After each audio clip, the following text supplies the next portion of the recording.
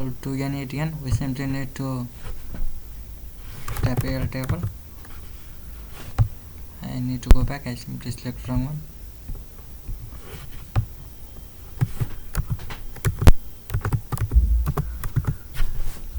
And I tap and simply click on Airtable and click on create any of them. I simply click on create a record.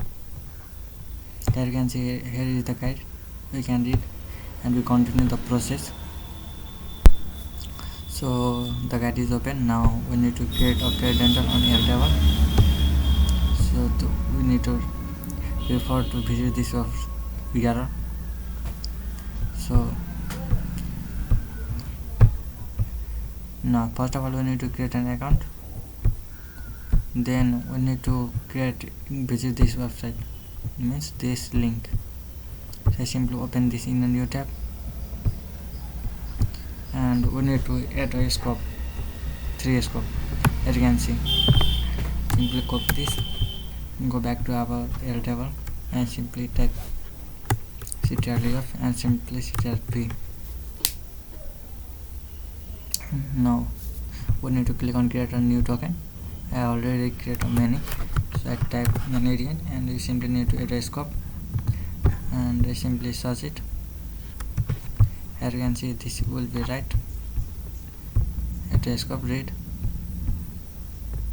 and add a schema.page.read. Here you can see these 3 one.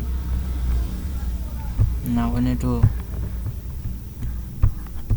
add a base. So base means our project. We can add any base, so we can select all, so I only select social, and means workflow that workspace means, so we simply select our workspace and cross this and click on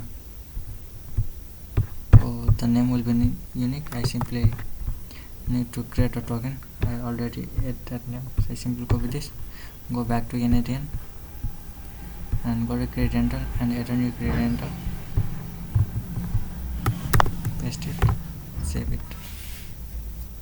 Okay, done.